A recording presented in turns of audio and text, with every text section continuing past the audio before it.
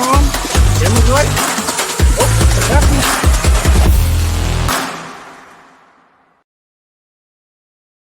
Welcome to Around the ACL, starting off 2025 strong. Thanks, Wally, for asking for mics on. Appreciate the non-cursing though, so that's good. Right. We're gonna keep it classy on our show.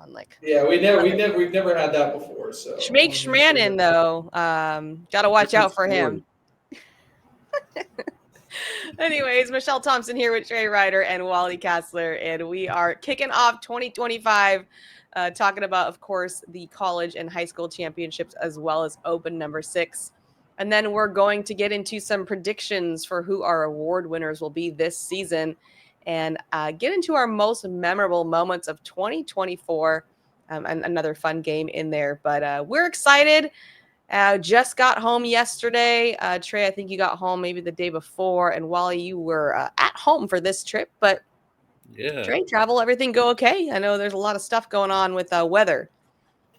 I'm good. I was back okay. All I had to do was the cold, so that's nothing. So yeah, no, it was easy for me to get back here. It's only like a 3.5 hour drive, but it was a great weekend. It was fantastic. It was cool to see everybody. I actually ate some really good food in Myrtle Beach. We found like our little hole in the wall for sushi that I had like 6 times, and it Every was night. all I ever needed. Every night. So, but it was it was really great. And then I made my way back here and played the role of keyboard warrior for the past 24 hours. So that's an unfortunate start to 2025. But you know what? It's on brand. It's on brand. That's what we do here.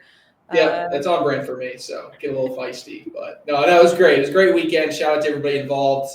Biggest Open ever, and so much went into it, and it was cool to see. Really cool to see in person, TV broadcast, all of it.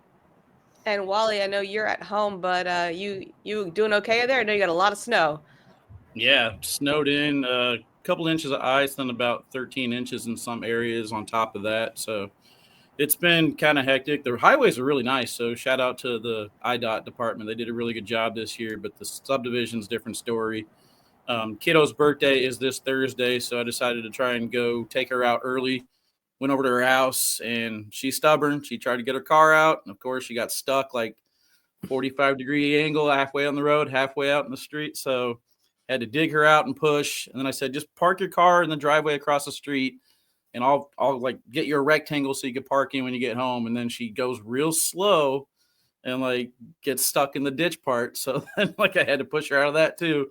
So we went out to dinner. We had some fun. It's super cold, so I'll probably be hermit mode the entire week, but didn't really get a chance to watch too much cornhole.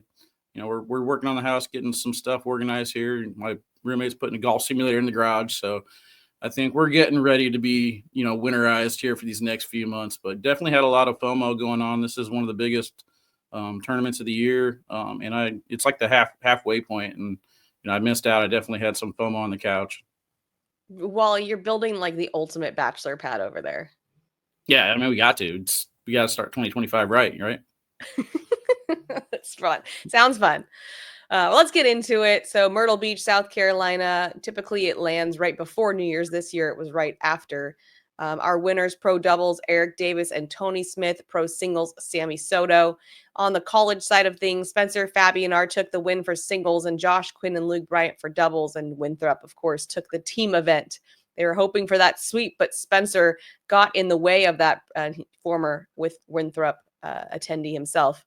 For high school, Gabriel Clausen took the win for singles, and doubles was Jaden Ellis and Chase Fleischer. And then Culpeper High School took the win for teams. Trey, give us your thoughts. Yeah. I'll start maybe on the college side of things first. I got to kind of celebrate what Dusty Thompson was able to do this year, and I'll never forget. I was sitting in my office a few years ago, and the athletic director for Winthrop came into my office. I hadn't met before, and he said, "Hey, I was walking through the building. I have a really good esports program, and I think that we can do with the esports program, we can do with a cornhole program. And you guys being right here in Rock Hill, being able to get, have a great practice facility, like I think we could really make this work." And so, we were able to identify a good coach for Chuck Ray, the athletic director, and the rest is kind of history. He hired Dusty as a head coach, and Dusty's been overseeing that team. And it's been really cool to see him build the team over time. I have a chance to watch some practices in the HQ and see the evolution of some of these kids. Like, they come in, a lot of them don't know each other day one, and they leave as really, really good friends out to the national championship and able to win a couple. Really cool to see Quinn and Bryant particularly win. I would say two of the class clowns of the team, always cracking jokes, but two that I don't think necessarily were picked at the beginning by a lot of people to be the ones that could win a college championship dating back to August. So really cool to see the evolution, and as someone that's heavily involved in the collegiate program, and I get to see how it evolves over time, it always makes me happy to see how a program is built. And while I give a lot of those kudos to Dusty, I do have to give a lot of kudos to Max Benedict as well, who is the head coach of Adrian College. That has been really exciting to see as well. I kind of talked with Jake Brannon about this. Back when Jake Brannon was in college and he was going through the ranks, Adrian was just a cool novelty, right? Oh, they have a head coach. They're bringing a couple kids in. They're going to get their butts whipped, but at least they're going to put on a good story to tell, if you will. That wasn't the case this year. You could tell that Max has spent a lot of time developing his players, recruiting other players, literally internationally, going over the border, getting Gage McMillan, who was a key piece of that team this season, adding pieces around Morgan Blonde, who was kind of this centerpiece, this captain that has been a really good, a good leader for the entire team. So it was really cool to see. And they were the second best team out there, right? I think if Winthrop wasn't put together this past year, Adrian wins and possibly wins multiple national championships this year. So just shout out to a lot of these collegiate programs that are starting to putting together a number of different or putting together these programs. It's really exciting to see. So I was happy to see on the college front. Just jumping into some thoughts on the pro side of things, singles and doubles. I think it's kind of about time for Sammy Soto. I couldn't believe it, and I watched most of Sunday on mute, so I didn't have a lot of, I wasn't hearing if you guys were talking about this, but when he got done, I went to the championship title sheet that we have, and I looked under Sammy Soto, 0 career singles titles, and I just couldn't believe that. I know he's a younger kid, been in the game only about 2 years now, but I just kept saying to myself, he had to have won one of them in the past 2 years, right? As good as he has been. I think that's great news for Sammy Soto, and excited to see that he was able to get to that pinnacle, faces Jackson Gore in the finals. One of the stories that I was going to tell on Around the ACL, had we had one before Myrtle Beach, is that this year he swept the regional in November here in Rock Hill. And he told his dad that in November, after winning singles and doubles, he was going to go win his first ever singles title. What did he do? He went and won Richmond, okay? Fast forward into December, he again swept singles and doubles at the regional here in Rock Hill. He told his dad, I'm going to go win Myrtle Beach. And if it weren't for Sammy Soto, Gore makes it all the way to the finals. He almost won and swept 2 months in a row of a regional in singles and doubles followed by an open. That would have been borderline unprecedented.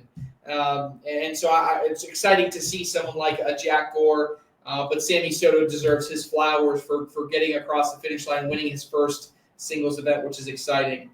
Finally, wrapping up on the doubles side, I think it's a tease that we got to see Eric Davis and Tony Smith play together, right? Because I get it. They're partners, great fit, not taking anything away from them, right? Love Mark Richards and Tony Smith, but man, you saw what could be, right, when it comes to Eric Davis and Tony Smith and what that team did put together. I just grabbed the statistics for the tournament, and if this isn't the epitome of Smith and Davis as a team, I don't know what is. These guys had a 9.3 team PPR for the tournament and a 1.0 DPR. They were holding the best players in the world, the pro and elite division, as good as you can get, they held opponents to an 8.3 PPR. That, my friends, is crazy. ridiculous. Okay, Crazy. ridiculous when you talk about what they were able to accomplish. Some of the best out there.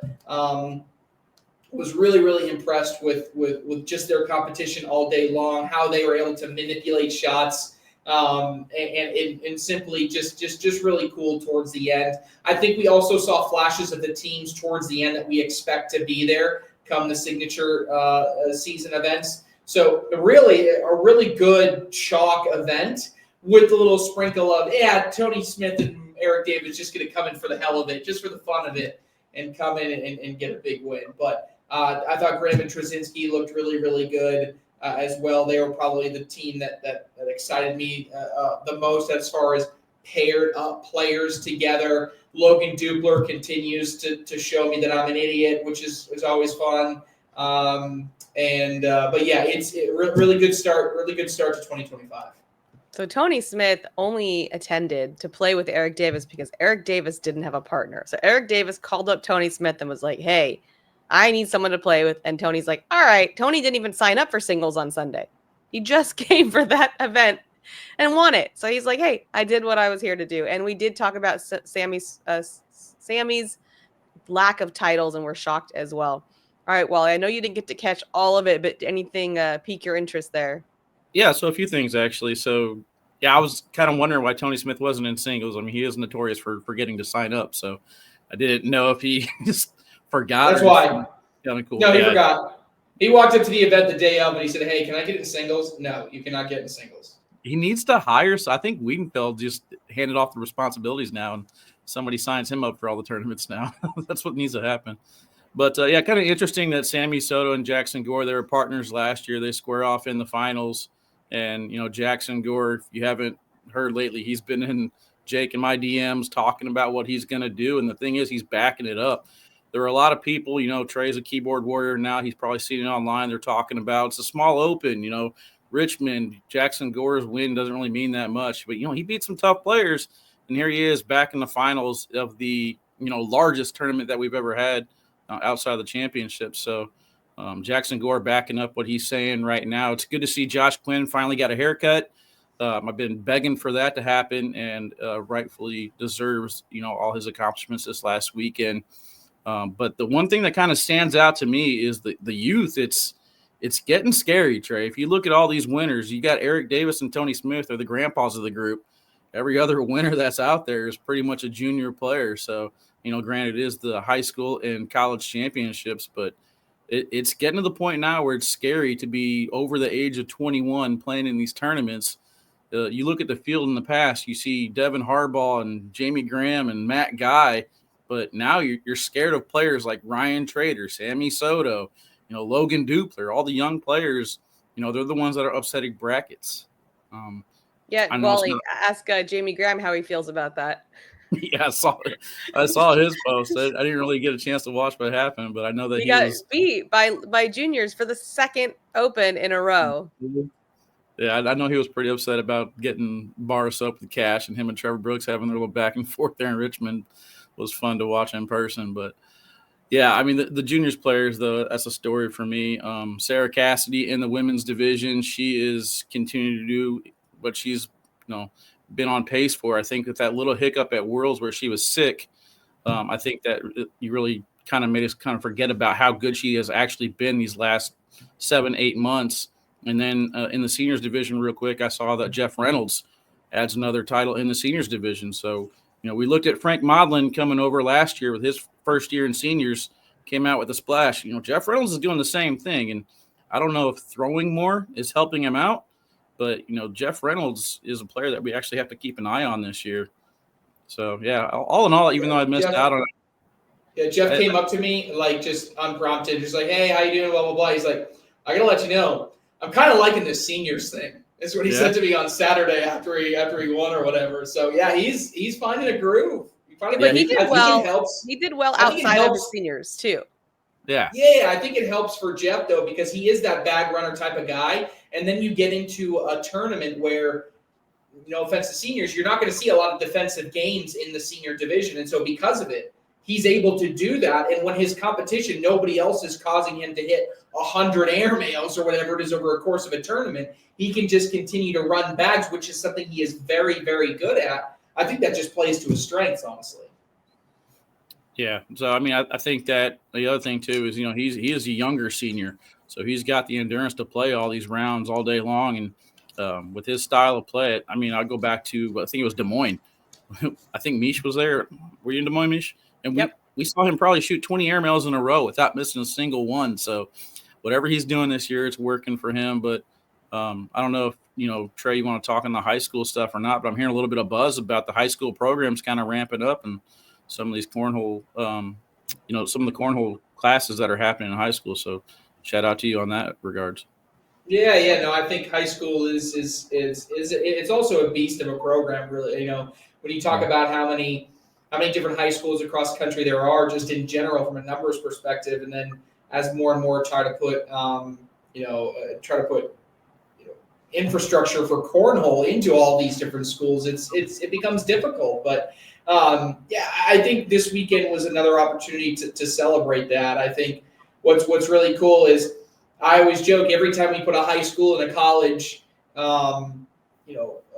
broadcast on, when we show that video that says, hey, for more information, visit this website. I think it speaks to how well our broadcasts resonate with people, because I come in Monday morning, I got a flood of emails for people wanting to know more about ACL High School and how they can get involved. And, I think it's really cool. I mean, I'll tease a little bit that, people online that have seen me comment a lot this weekend, just talking about ways that the ACL continues to want to continue to grow and push to the next level. I think one of those things is a different approach of how we look at the amateur side of the game. And if anything this weekend taught me is that, dedicated people to helping continue to grow that is necessary. So from the little things, as much as like eligibility verification and making sure all those I's dotted and T's crossed, all the way to, even something I've talked with Meesh about, player and director acquisition, trying to get more and more people playing the game.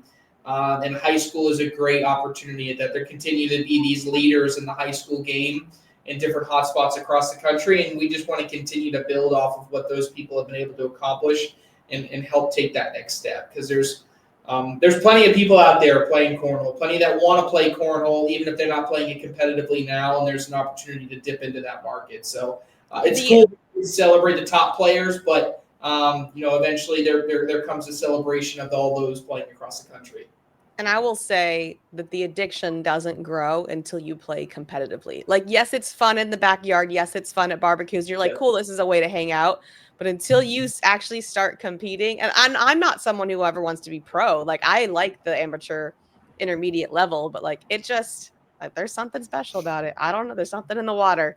Yeah, that's the key, right? The key to growth to this sport, I'm confident in, is being able to channel that bug. And that bug doesn't mean you have to be the best player in the world.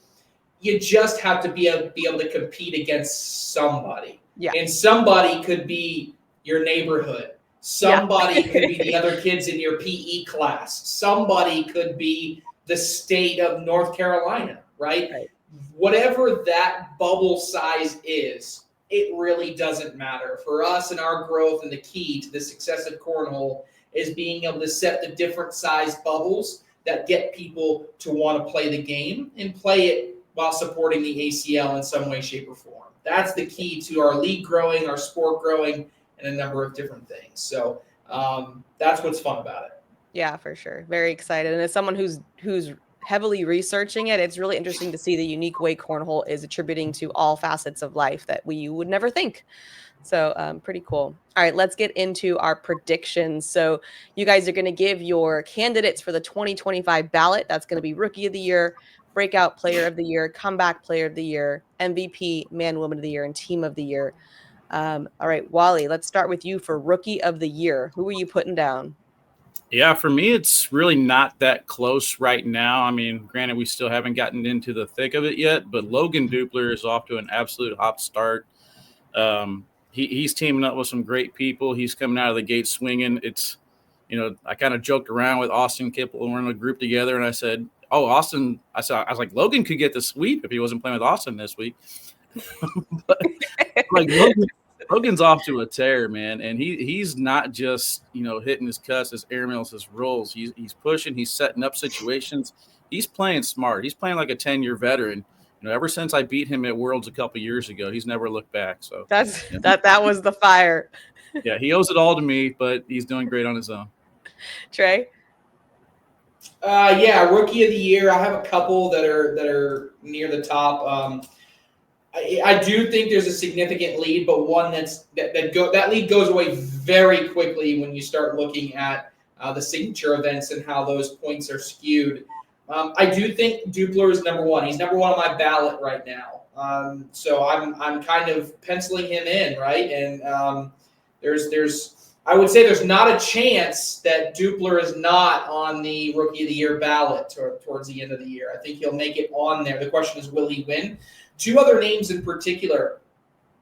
It's not crazy to think that an ACL Women Junior or Senior Pro could actually be someone that wins a Rookie of the Year title, right? And in that instance, I think Zach Aiken is doing a lot to put himself into that conversation. Just won a bracket this weekend. He's finishing at high levels. He's ranked pretty highly right now when you look at the current standings. He could be someone that I look out for as being in that conversation. And then someone else that is highly ranked right now and comes signature time, battle-tested, has been there before, knows what it takes. Matt Wilson could be someone that finishes towards the end of some of these tournaments. Last year during the elite program and PDC and everything, he was finishing, he was a bottom level player and he had to get a bottom seed every single time. It felt like now because he's a pro player, he's going to be able to have a true seeding that could put him on a good trajectory come signature time. I think Matt Wilson could make a pretty deep run. Wally, breakout player of the year. All right, breakout player of the year. Speaking of Matt Wilson, his partner this year, Colby Shearer, is who I have for breakout player of the year. I see Colby Shearer finished, I believe, 125 last year. Again, I don't know if Trey feels this same way now that he's not on the microphone, but we have a huge influence on players and how they perform throughout the season. You look at me putting Jordan Power out of the top 25, and then he wins one match on a live feed, and he yells at me, top 25 now or whatever he said. I don't know. But Colby Shearer got the diss of all disses from Jake Brannon, and now he's been on a tear. After every single win that he says, I did that for Jake. I did that for Jake. So I think Colby Shearer has the shot selections that he could, he's a smart player. I think he has the shot selections and the ability to knock them off, that he can start going on deep runs in tournaments. And I think I'll probably put him at a top 20 player this year. Trey? Yeah, I have the same name, unfortunately, and for me, I'm struggling to find somebody else on the ballot right now that could support this. Now, what I will say is, this feels a little cheesy to say, but if this person, say, were finished number one, maybe number two, I could see a world in which Sammy Soto is viewed as the breakout player of the year. Now, the people that are very technical will say, this is a guy that has been in the top 10 before. I totally get that. But we've never had the conversation about Sammy Soto being the best player in the world. And although I'm not projecting him to do just that, what I am saying is he's at least in the ballot conversation if he's going to go out there and finish as the best player in the world. There's a couple names that are in that same conversation. I think Ethan Walker you could also put there as well. Someone, if he goes out and finishes number one best in the world. Everybody else, I'm seeing a pretty decent gap in between, those that we're talking about right now and those in the future. So right now, I think this for me is actually a race in which has a pretty significant lead by a large margin in Colby Shearer. Comeback player of the year. Who you got, Wally? Comeback player of the year, I talked about it earlier, and he's talked about it for probably 3 months now. Jackson Gore, he says he wants it. He's messaged me after every time I see him on broadcast. Now I Snapchat him like, that's comeback player of the year right there. And he's buying into it, and he more importantly, he believes it. Deep down in his soul, he is telling everybody that he can. He'll be comeback player of the year. And this confidence that I'm seeing out of him is something he's been lacking the last few years. It's interesting with the Gores. You had Jake, then you had Jackson. It's like a teeter-totter. But right now, it's all Jackson, and it's not even close. And if he keeps doing what he's doing, we might be talking at that number 1 spot for Jackson. Trey? Yeah, I can't disagree there. He would be on my ballot. He'd probably be number 1 as well. But for the sake of the conversation, let's throw in a couple names. Right now, 24th ranked player in the world right now is Jay Rubin. Obviously, anytime you step away from the game, you're able to catapult yourself back into the immediate national conversation. That warrants at least somewhat of an inclusion onto that comeback player of the year ballot. So I'm looking at there. Here's kind of a sleeper name for it that I don't think a lot of people are paying attention to, and I simply only caught my eye as I'm looking through the rankings. I haven't seen anything spectacular from him just yet, but Caleb Batson would be a perfect candidate for a comeback player a year. You're talking about someone that won a world championship, won multiple consecutive events at the highest level of the sport, and then last season, for lack of a better word, fell off the side of the earth. I just didn't see him. And so now, if he's able to get back into that conversation, into a top 20 conversation, all of a sudden I think it warrants an inclusion for a discussion of comeback player of the year. Wally, how about MVP? MVP, Meesh, you're going to love this one. I am finally on board with Eric Davis. It only took me about 3 or 4 years. Everyone said he was the most exciting player to watch, and I was just like, I'm kind of over him missing on purpose, then trying to do some crazy shots. But now he's putting up high PPRs. He's controlling the way that the game is played. Trey talked about it earlier with the DPR with him and Tony Smith. If he wants to play a muddy game, he's going to do it, and he's the best at cleaning it up. If he wants to run high PPRs and just run more bags in the hole than you, he could do that. And while there's 255 players complaining about round limited format, he is loving it. And another round limited format title for him in the books. But Eric Davis, I don't care who he's playing with. I didn't really know if I talked about it or not, but if Eric and Tony decided to stay together, I mean, why not? That's the style they both want to play rather than trying to conform to their partners. I mean, Hennessy, think about it. Throwing it out there. Trey, yeah, MVP?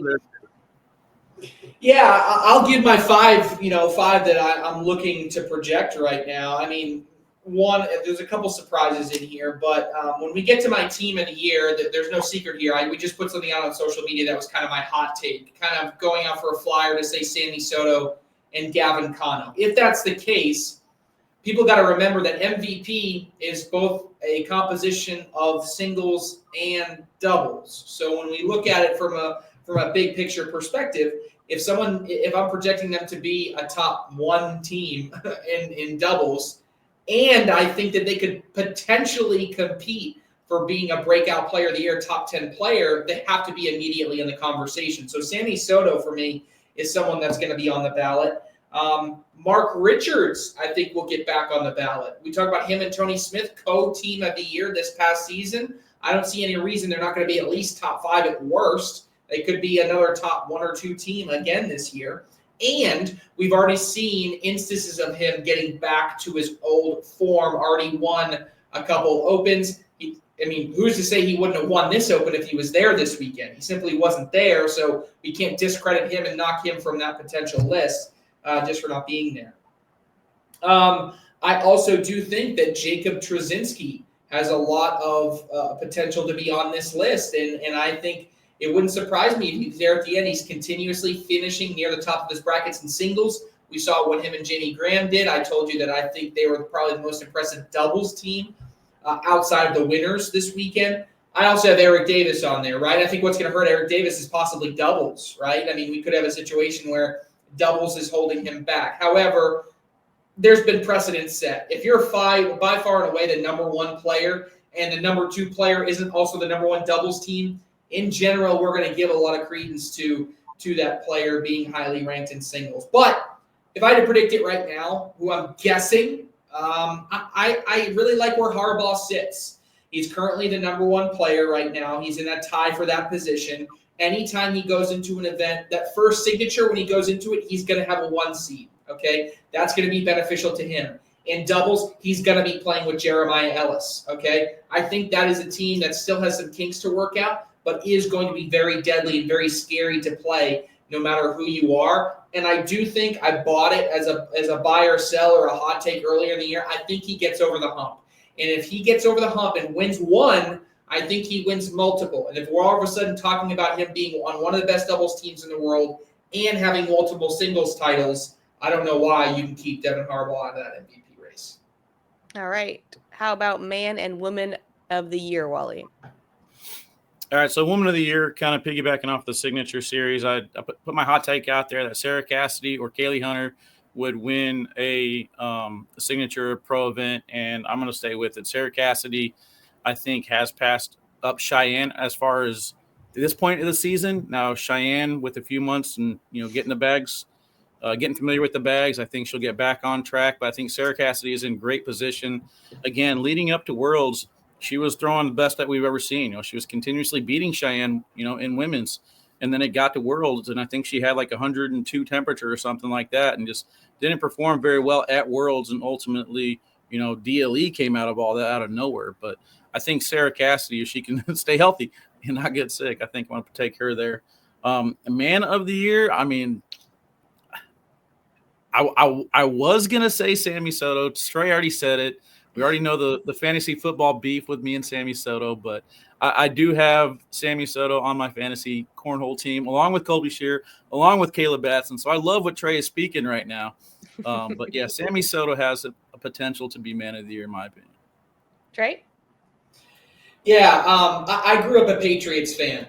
And I was in the heyday of Tom Brady doing everything that he did, and we're paying for it now, which is fine. Like I'm fine being like the worst team in the league for the next 10 years because we had our time. Like that's okay.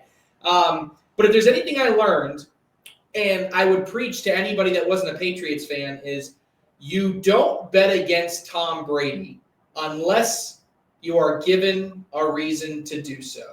Okay, don't bet against him until it's time to not. And to my knowledge, it's not time to start betting against Cheyenne Bubenheim. She's the winningest player of all time. She's the most dominant player. This is her crown until someone physically takes it off her head. I understand. You're going to say DLE won the women's singles world championship. Cameron Belvin had the best world championship. Fine. One event, that's fine. Is this an anomaly or is this a trend? If it starts to become a trend and we go through this whole season and Cheyenne isn't the most winning player, fine. But right now, she sits atop Woman of the Year for me. And if I went with Devin Harbaugh for MVP, I'm going to stick with him for Man of the Year as well. All right. Last up, Team of the Year, Wally. Who you got? Again, Gavin and Sammy. That's what I've liked to see so far this year. I loved what I saw out of Gavin last year. There was a little bit of mix-up with the chemistry with him and Fisher. Not exactly sure where they fell off, but at some point they just fell off. It wasn't the same from the previous year. Sammy Soto and Jackson Gore had a great season last year. Ultimately, Jackson wanted to stay together. Then Sammy and Jackson decided to split. And I think all along, Sammy Soto and Gavin Cano knew they were going to throw together. I think that they've had this plan for quite a bit. It just makes sense. The Crew Cup team of Logan Chamberlain, Justin Burton Jr., Sammy Soto, and Gavin Cano, all Texas people who also took down their dub. I think that there's just going to be a lot of times for them to throw together. And unlike Devin Harbaugh and, Jeremiah Ellis, who haven't really thrown together much this year, I think that these guys are going to have remarkable chemistry by the time we get into the pro events. So I got Gavin and Sammy at number one. Trey? Yeah, I'm going to stick there too, but I'll bonus Team of the Year 2026, Eric Davis and Tony Smith. You're making predictions? Rumor mill. Start the rumor mill. I don't know, man. Mark Richards and Devin Harbaugh sound pretty good to me. All right. There you go. That's even a bigger rumor mill. I'm staying within the lucky team. I'm just rearranging. You're getting way out there, right? Let's move on to fact or fiction. I'll give you something about a pro. You tell me if it's fact or fiction. First one, Wally. Devin Harbaugh has increased his practice sessions this season to get to number one. I don't know how much he practiced before, but I know he just had the wedding and the honeymoon. I'll put him somewhere around 360 days last year, so I'm going to go under. So you're saying false. All right, Trey, false. What do you got? Yeah, does he have the time? I feel like he got to, though. No, you know what? I'm going to go fiction. I think it's going to be better for his mentality if he kind of spaced him out a little bit more. It is fiction. He has not been practicing as much as last season so far.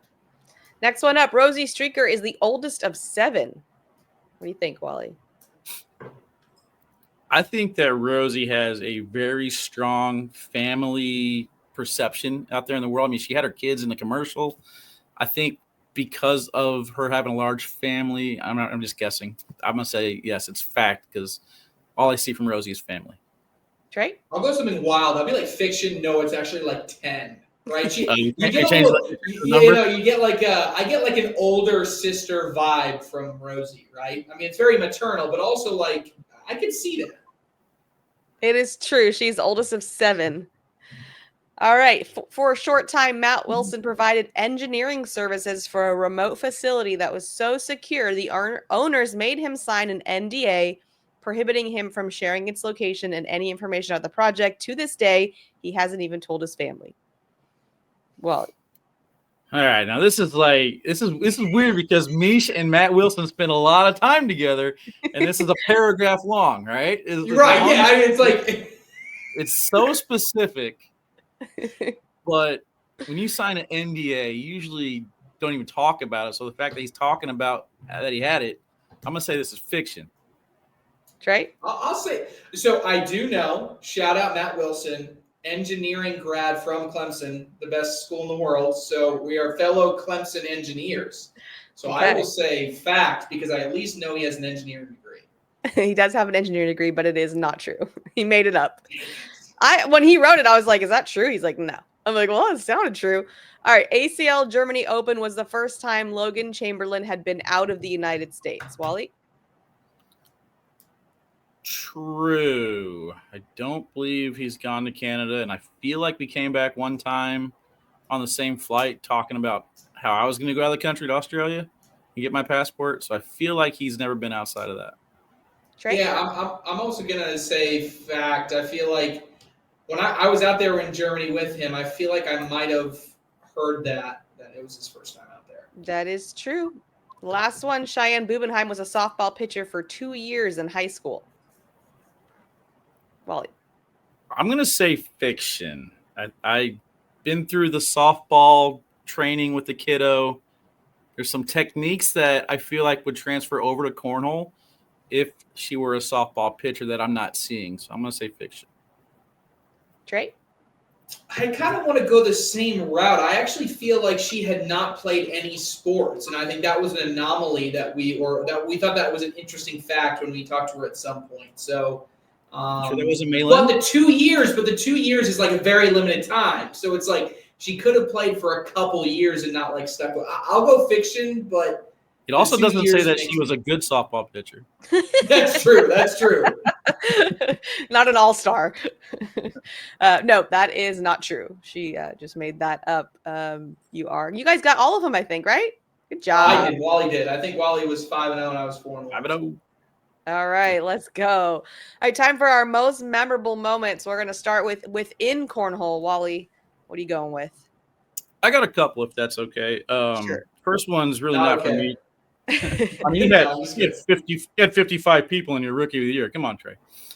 I think for me, the first one is kind of interesting because Ryan Trader taking down in Des Moines, winning. I'm not sure exactly which year that was, but Ryan Trader winning his first title, and then again in Myrtle Beach last year. It's kind of one of these moments where it's like, oh, okay, he had a good day. And then I think in Myrtle Beach last year is whenever I finally realized like how good he is.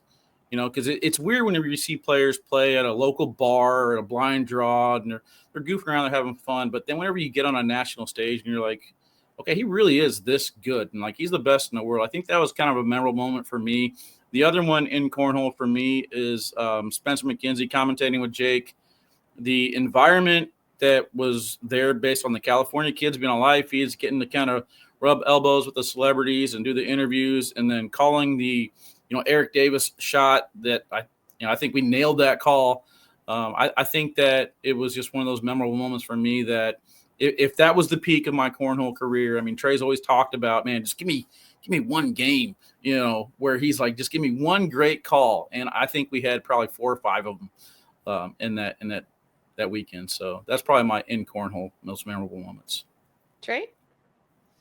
Yeah, it's funny because there's a lot of different ways to put about it. Because for me, in cornhole means like being a part of our organization. Like, and I think back to ways that I'm a relationship guy. I like to, I take a lot of pride in working with a lot of great people. So, I look back on the season and the places that were really memorable. I go back to.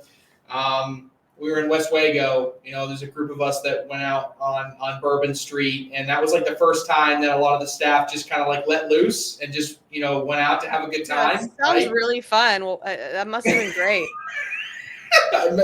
Meesh was there the day after, so she's still a little bitter. But I think that was one that was cool just to see everybody kind of in a different element. In the same token, you fast forward to the World Championships and what we were able to put on there. It's always mind blowing to me when I get to look at everything that was into place.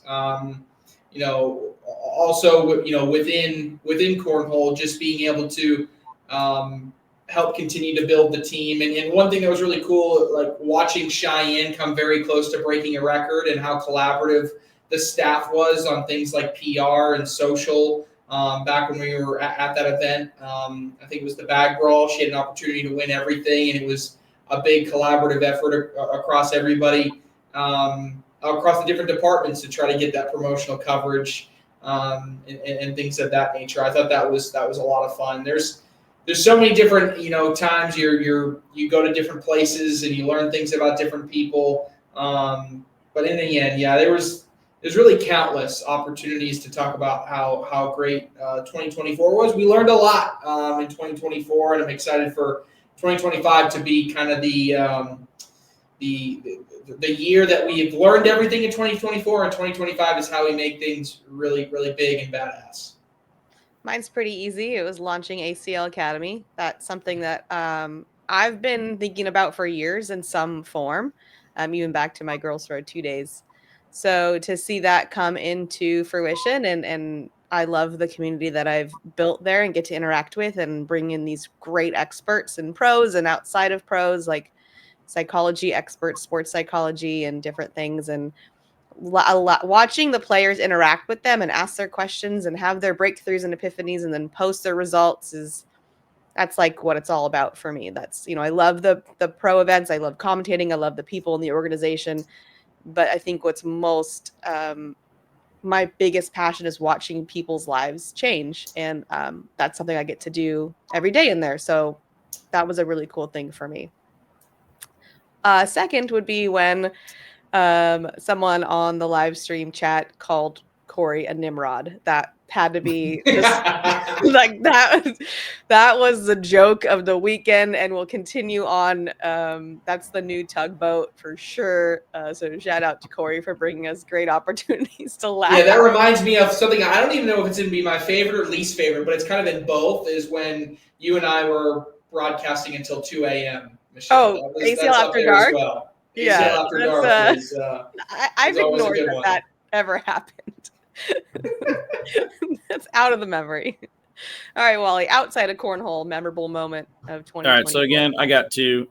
First one is for the kiddo. Whenever she was in her senior year of volleyball, it was seniors night, so the family was there. We had everyone come out for it. There was, lights, balloons, confettis, and all that. And I went out of my way. I got a whole bunch of balloons, and she was closing in on 1,000 digs. She averages like 15 to 20 a game, and she needed 9. And then the first game gets done, and she has 3. I'm like, you got to be kidding me. If she doesn't get 6 to get this 1,000 dig record, and accomplish her high school goal, I was going to go crazy. And with the score being like 24-3, she finally got her dig. They stopped it. It was a big moment. I was pretty happy for her. So not really for me, but outside of cornhole, that was awesome. And then the second one, as you guys know, I was in, 14 fantasy leagues this year. So being able to take down, 5 titles, 5 first place finishes, 2 second place finishes, and 2 third place finishes, a lot of cashes. So fantasy football outside of cornhole for me was a lot of fun. Look at that trophy. That is something special. Trey, what do you got? Well, fantasy football is a trigger word for Michelle Thompson. 100%. I'm restraining myself. Yeah, for me, look, I'm, a lot of my life is in the public life, or in the public light, so that just is part of it. But the time I get to go away, I think it's no secret to anybody here. My wife is a big Disney fan, and we get to go there. I would say a few times a year, is the way I'll put it. Yeah, a few. And, but it's really cool. Like I always say this, my wife and I got married really young. And we always joke with people that you should never do what we did. You just do what we tell you. So do as I say, not as I do. Because if you look back on the way that we did our lives, it's like the dumbest thing ever that just happened to work out. And I think what's really exciting is that, cornhole. When I tell people that my wife loves Disney, they kind of snicker and laugh a little bit. But when then I tell other people that my life's passion is cornhole, I get the same reaction. And I think what's really special is in life, and this is dating advice for the single people out there, and whatever advice for anybody else. But like, if you find two people that complement each other a lot and have different passions, and you're able to celebrate each other's passion. She's able to celebrate when I do something really special in cornhole. I'm able to take her to her favorite place in the world where she still tears up when she sees the fireworks and it's special to her. Like, that's really exciting to me. So I think outside of cornhole, it's just being able to complement my wife's passions, because she's passionate about what she is. I'm passionate about what I am. And I think that's what makes it work so well. Yeah, mine's actually kind of similar, Trey. I don't really have any like big moments that when I think about this question, like we didn't go to Cabo. We usually go to Cabo. Like there wasn't time in the schedule with the travel and stuff. And, we had Nick's 40th birthday and that was really fun, but that was a cornhole tournament. So it's kind of like, but just the small, quiet moments. Like we watched Halloween movies, just me, Nick, and Rome together. Or at Christmas time, but like the small moments when it was just the three of us, even if we're just hanging out in the hot tub or hanging outside, and Nick did this amazing backyard renovation, and that's not small, but just enjoying it, just sitting outside and drinking a cup of tea and enjoying what he created. And our life can get real busy and crazy, and it's flashy, I guess, in ways. And so it's like, I really, just being at my best friend's house, having a glass of wine, watching, reality shows, like those moments is what's to get to me, and they feel really special and full in not being large, for sure. All right, Wally, you got a hot take for us? I do. We're still probably a few days away from the registration closing, so I haven't looked at the signups for Biloxi, but I'm going to say Mason Trader wins singles in Biloxi. Oh, okay. We're going to, an open for, okay. I like it. Mason Trader. Yep. I wonder what Ryan thinks about that. Oh, Ryan's going to have to start beating Mason if he wants me to call his name again. He just won junior singles. Yeah, but Mason beat him here the last couple of times. All right. Trey, what do you got? I kind of joked about it earlier, but you know what? Why the hell not? It's a hot take. I'm not going to go as hot as kind of my joke, but I'll say top 3 team in the world for 2026 is Tony Smith and Eric Davis. I love that. I think they're going to be tempted by what happened this weekend. I know Tony Smith's brain, right, a little bit, and I think he's like, I don't know, we played really good together. All right, I'm going all the way to this event next year. I'm going Adrian College steps up and takes titles away from Winthrop. I think they have the potential, and they have a great coach, and they can keep building that program. And I don't think it's going to be this Winthrop sweep or almost Winthrop sweep. I think Adrian really steps it up. All right, guys, that's all we got time for. Thanks so much for joining us. Welcome to 2025, and we'll see you all next time.